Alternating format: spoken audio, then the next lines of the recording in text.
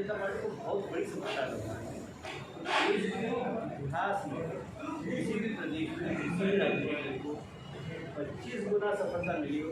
आप बता दीजिए आज़ादी के बाद बंगाल में पार्टी ये भी बीजेपी में कुछ बदलाव की चर्चा तो चल रही है। मेरा सवाल ये है कि मध्य प्रदेश में पिछले कुछ दिनों में आती रही है, आपने खंडन भी किया, आपने शुरुआत करेंगे तो शिवराज सिंह चौहान हमारे नेता है, उनके रजिस्ट्री में नियंत्रण क्या होता है।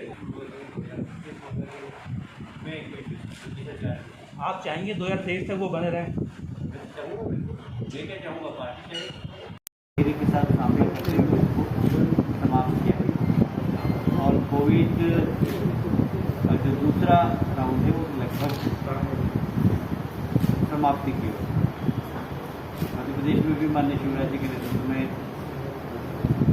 हमारे सब अधिकारी जनप्रतिनिधि कार्यकर्ताओं ने काफ़ी मेहनत के साथ मैदान में उतर के काम किया।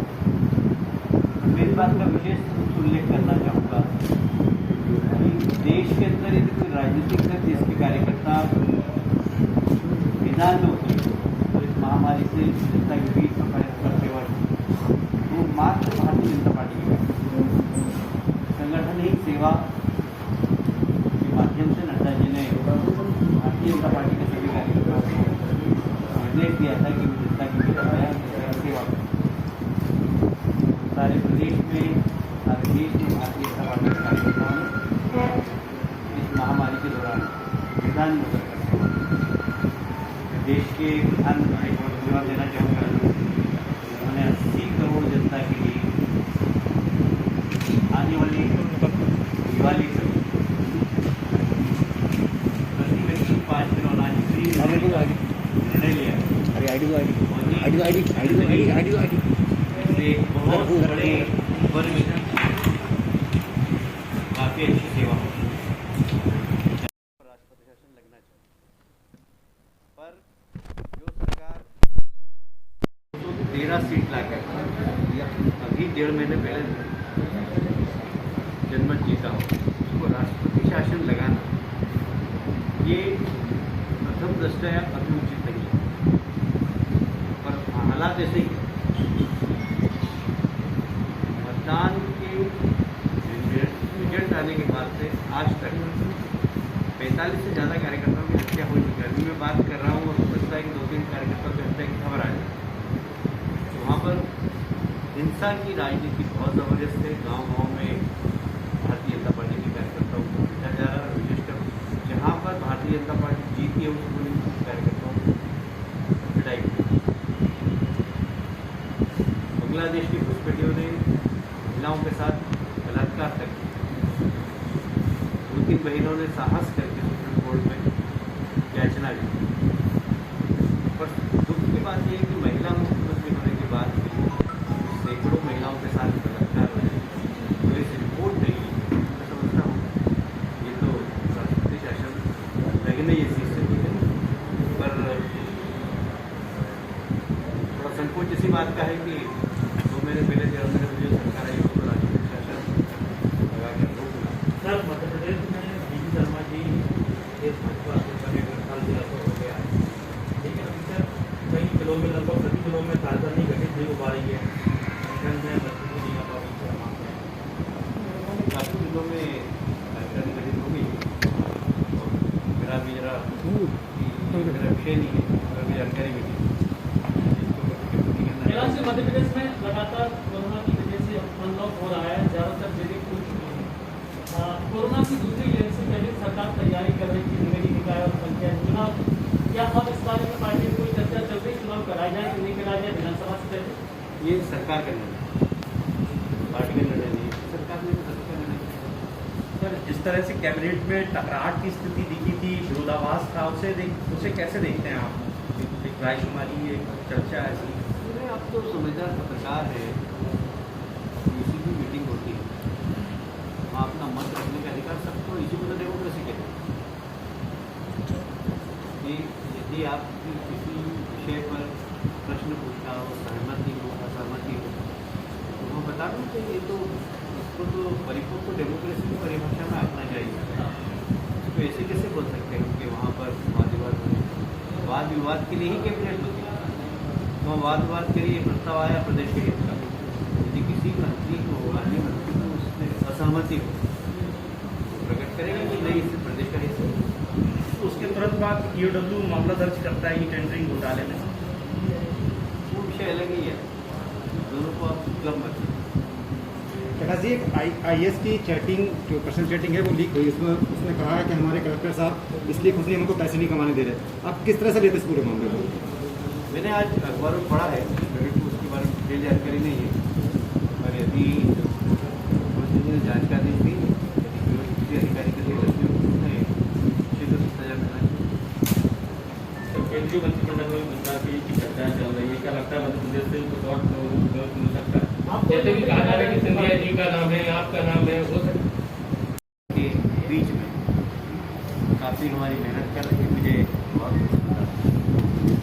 आज मैं तो निजी कार्यक्रम में आया था, जयभान सिंह जी के पिताजी का निधन हो गया था, उनके बेटे आना था मुझे, बड़े पारिवारिक संबंध रहे मुझे तो इतना ही कहना था। सर, सवाल ये है कि बंगाल में आपने बहुत मेहनत करी, बहुत सीटें बहुत सारी निकाली, लेकिन टीएमसी के नेताओं को छोड़ के लेके आए थे और वो तो वापस जा रहे हैं। क्योंकि ऐसा है कि बंगाल हमारे लिए एकदम, मैं अगर बोलचाल की भाषा में कहूँ तो बंजर हो गया। जब मुझे याद आता है कि मैं 2015 में जब प्रभारी बनाया गया था और वहाँ नगर निगम के चुनाव हो चुके थे तो मैं 4% वोट मिले और प्रधानमंत्री नरेंद्र मोदी जी के नेतृत्व में अमित शाह जी की रणनीति, नड्डा जी का आशीर्वाद और बंगाल के सब कार्यकर्ताओं की मेहनत के कारण लोकसभा के 18 सीटें जीती। बंगाल के इतिहास में पहली बार लोकसभा में 18 सीट जीती। विधानसभा में भी यदि आप देखेंगे, बंगाल के इतिहास में भारतीय जनता पार्टी ने पहली बार 3 से 77 पर देश के किसी भी प्रदेश में ऐसा राजनीतिक उछाल नहीं होगा जहां पर 25 गुना किसी राजनीतिक दल की सीट बढ़ी। ये बंगाल में भारतीय जनता पार्टी को एक बड़ी सफलता मिली है। सबसे बड़ी बात यह है कि वहाँ पर पहले 4 दल, TMC, CPM, Congress, Bharatiya Janata party. Bharatiya Janata party चौथे नंबर पर थी जब मैं 2015 में गया। आज मुझे कहते हुए गर्व है कि जब पश्चिम बंगाल की विधानसभा आप देखेंगे तो या तो वहाँ ब्लू कलर है या फिर गेरुआ कलर है, भगवा कलर, 2 ही पार्टी है। सदन के अंदर कांग्रेस का भी एक भी सदस्य नहीं, CPM का भी एक सदस्य नहीं। जबकि पिछले विधानसभाओं में इन लोगों ने 36% वोट मिले थे और उनके पास 76 है। अभी मात्र 8% वोट रहेगा और एक ही सीट। भारतीय जनता पार्टी को बहुत बड़ी सफलता है बंगाल में और देश के इतिहास में किसी भी प्रदेश में किसी भी राजनीतिक दल को 25 गुना सफलता मिली हो। आप बता दीजिए आज़ादी के बाद कोई उदाहरण।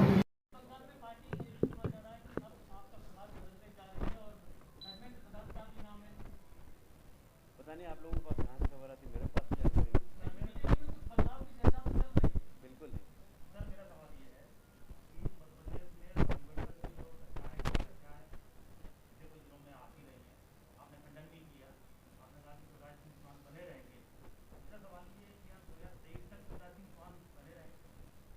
देखिए, अभी आज की बात करेंगे तो शिवराज सिंह चौहान हमारे नेता हैं और उनके नेतृत्व में बहुत अच्छी सरकार चल रही है। कोविड में जो नियंत्रण किया उनके नेतृत्व में किया, उनको एक लंबा अनुभव है। प्रदेश में मुख्यमंत्री के रूप में उन्होंने लंबे समय तक काम किया है, एक अनुभवी नेता हैं और उनके नेतृत्व में अच्छी सरकार चल रही है। इसलिए अभी परिवर्तन के बारे में कोई चर्चा नहीं।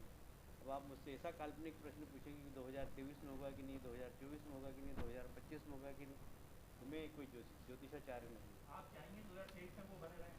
मैं तो चाहूँगा बिल्कुल, तो मैं क्या चाहूँगा, पार्टी चाहेगी। का दावा है कि 20 विधायक और एक सांसद जो है वो जल्दी छोड़कर जा सकते हैं, टीएमसी में शामिल हो सकते हैं, उसको लेकर आप चाहेंगे? अभी तक हमें तो ऐसा नहीं लगता क्योंकि सारे विधायक हमारे साथ हैं और हमारे साथ काम कर रहे हैं। पर ये बात सही कि उसमें बहुत सारे ऐसे विधायक हैं जो TMC से आए थे और हमारी पार्टी से जीते।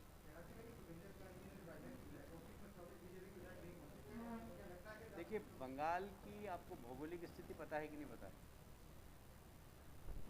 यदि कलकत्ता से आपको दार्जिलिंग जाना हो तो लगभग 900 किलोमीटर है।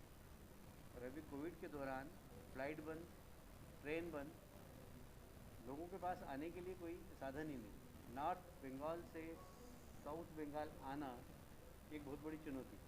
यदि फ्लाइट बंद है, ट्रेन बंद है, तो आप 900 किलोमीटर गाड़ी से चल के आएंगे तो आपको 1.5 दिन लगेगा। और इसलिए नॉर्थ बंगाल के हमारे कुछ विधायक साथी कुछ बीमार थे, कुछ नहीं आए क्योंकि आवागमन के साधन नहीं थे वहाँ से। बाकी सब हमारे साथ हैं।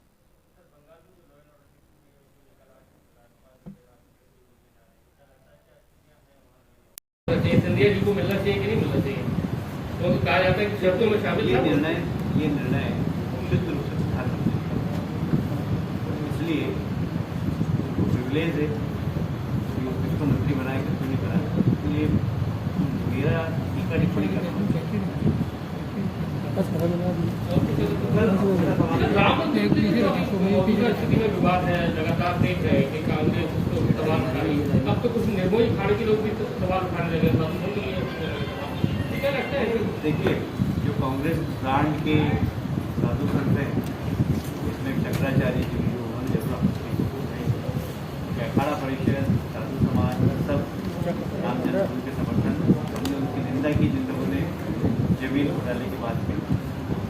जमीन बेचने वाला भी मुस्लिम, और उसमें कल मैंने बड़े चैनलों पे देखा कि अगर मंदिर जमीन नहीं खरीदता तो ये जमीन की कीमत 30 करोड़, तो सस्ती रहती मंदिर की कहना था। अब इससे बड़ा उदाहरण और क्या हो सकता है जिसमें किसी प्रकार का भ्रष्टाचार नहीं हुआ, बाजार मूल्य से भी कम मूल्य में उसने दी, देने वाला भी ये कह रहा है। आप समझ सकते हैं कि राम जन्मभूमि के कारण भारतीय जनता पार्टी को या एक आइडियोलॉजी को जो लाभ मिल रहा है उसको किस प्रकार कटघरे में खड़ा करके और संदिग्ध बना है। ये षड्यंत्र केजरीवाल और इस प्रकार के लोग करते रहते हैं। संजय सिंह 10 बार हाईकोर्ट में माफ़ी मांग चुके हैं गलत बयानी करने के बाद। जिन्होंने आरोप लगाया उनके ऊपर राम जन्मभूमि ट्रस्ट ने कहा कि हम माना नहीं करना वाला। दिग्विजय सिंह जी 370 को लेकर सवाल खड़े कर रहे हैं, कह रहे हैं कांग्रेस अगर आए तो बदल देगी। जी, दिग्विजय सिंह जी 370 को लेकर सवाल खड़े कर रहे हैं, कह रहे हैं कि जब सरकार आएगी तो बदल देंगे। देखिए, दिग्विजय सिंह जी जो बोलते हैं वो सिर्फ अखबार से पूरे वोट बैंक को प्रभावित करने की कोशिश। मुझे नहीं लगता कि 25-50 साल तक भी कांग्रेस की भी सरकार इस देश के अंदर बंद। जब सरकार ही नहीं बनेगी, भारत हिंदू का हटने और नहीं हटने का प्रश्न नहीं पैदा होगा। तो वो इस प्रकार विवादित बयान देकर समाज में चल पैदा करना, सामाजिक ताने बाने को, समरसता के ताने बाने को तोड़ना, ये दिग्विजय सिंह जी के हमेशा पसंद किए। और इसलिए मैं उनके बयान को बहुत ज़्यादा सीरियस नहीं लेता। अगर दिग्विजय सिंह जी ने बयान दिया है, कांग्रेस की अध्यक्ष सोनिया जी को इस पर स्पष्टीकरण देना चाहिए कि कांग्रेस का इसमें मत क्या। कैलाश जी, महंगाई को लेके बहुत ज्यादा कांग्रेस प्रदर्शन कर रही है, जनता भी परेशान है, भाव लगातार बढ़ते जा रहे हैं, चाहे तेल के दाम हो, दाल के हो, दलहन के हो, तमाम तरह की चीजें महंगी हो गई। सरकार इसकी तरफ ध्यान क्यों नहीं दे पा रही? लोग अब जनता सड़क को उतरने की बात कर रहे हैं। देखिए, आपके शर्मा जी है ग्लोबल विलेज, दुनिया एक ग्लोबल गांव बन गई। इसलिए अब ऐसा नहीं होता कि महंगाई लंदन में कम है और अमेरिका में ज़्यादा है और जापान में कम है, भारत में ज़्यादा है। पूरे विश्व बाजार इस समय तेजी में, लेकिन ज़्यादा का असर भारत पे भी। और इसलिए ये कहना कि महंगाई बढ़ रही है, दुनिया में आप कहीं पर भी देख लीजिए, क्योंकि पहले कभी ज़माने में हुआ करता था कि आवागमन के साधन नहीं थे, इम्पोर्ट एक्सपोर्ट बहुत कम होता था। आजकल इम्पोर्ट एक्सपोर्ट वर्ल्ड ट्रेड इस प्रकार काम करता है कि दुनिया के अंदर कहीं से भी कोई सामान सस्ता महंगा मंगाया जा सकता है। तो इसलिए विश्व बाजार में जो महंगाई बढ़ी उसका असर भारत में। पेट्रोल डीजल पर 50 से 60 टैक्स बनाना उचित है। अन्य राज्यों में सस्ती है। अन्य राज्यों में राज्यों में कम करेंगे आप दोबारा। 60 पड़ोसी राज्य में तो टैक्स थोड़ा मिलता है अभी प्रति लीटर 50% से 60 रुपये। मतलब हालात ये है कि एमपी का व्यक्ति यूपी में जाकर तेल भरवा रहा है। 12 रुपए का अंतर है क्या राज्यों में? मध्य प्रदेश का मतलब दतिया का आदमी झांसी तेल भरवाने जा रहा है तो हालात क्या मध्य प्रदेश का राजस्व कहीं ना कहीं घट रहा है ना। यहाँ पर जो